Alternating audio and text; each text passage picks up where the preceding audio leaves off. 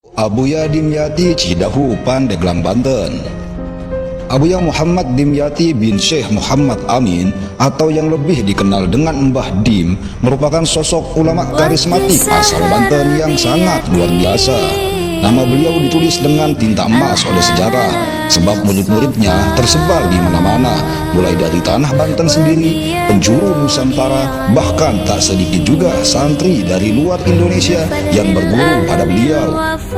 Di antara muridnya yang sangat masyhur yaitu Abuya Usuf Caringin, Abuya Munfasir pada Rincang, Habib Hasan bin Ja'far As-Segaf, Abuya Uci Turtusi, dan yang pasti Abuya Murtadi dan Abuya Murtado yang merupakan putra dari Abuya Dimyati yang paling menonjol saat ini.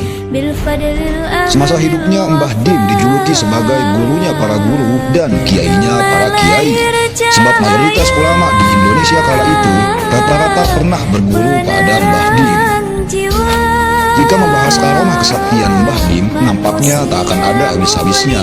Banyak sekali kisah nyata yang menceritakan saat beliau mampu membaca pikiran orang, berada di dua tempat dalam waktu yang sama. Bahkan ada yang masih sering melihat beliau ziarah ke makam Syekh Abdul Qadir Al-Jailani padahal beliau sudah wafat.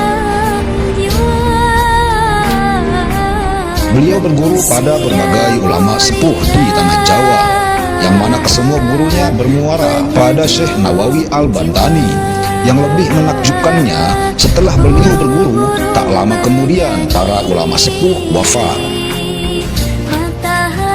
Mbah Dim merupakan penganut Thariqah Qadiriyah Naqsyabandiyah dari Syekh Abdul Halim, tetapi praktek suluk kepada para jamaah, beliau hanya mengajarkan Thariqah Syadziliyah dari Syekh Dalhar Watu Congol. Nasab beliau tersambung hingga Rasulullah SAW melalui Sultan Hasanuddin bin Syarif Hidayatullah Sunan Gunung Jati.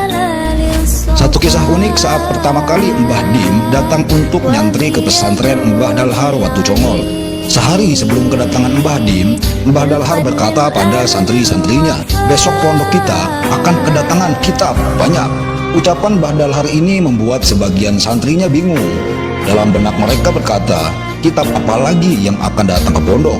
Sedangkan semua kitab yang dikaji di sini sudah terpenuhi persediaannya. Keesokan harinya ketika Mbah Dim tiba di pesantren Mbah Dalhar, disitulah para santri mulai menyadari bahwa kitab banyak yang dimaksud Mbah Dalhar itu bukan kitab berupa buku, tapi ini merupakan bahasa kekaguman Mbah Dalhar kepada sosok Mbah Dim, seseorang yang sudah sangat mumpuni ilmunya, bahkan disebut-sebut sebagai kitab berjalan. Semasa hidupnya di Cidahu, beliau habiskan untuk mengaji dan mengajar, mulai dari ba'da subuh sampai larut malam, dengan jeda hanya tiap waktu sholat saja, itu pun tidak lama. Kemudian malam harinya beliau habiskan untuk qiyamul lail dan berzikir sampai masuk waktu subuh. Terus begitu setiap harinya, nyaris tidak pernah terlihat tidurnya. Bahkan jika sholat tarawih di bulan puasa, beliau tidak akan turun untuk sahur kecuali telah menghatamkan Al-Quran dalam sholatnya. Itulah karenanya tidak salah jika beliau dikategorikan sebagai ulama multidimensi.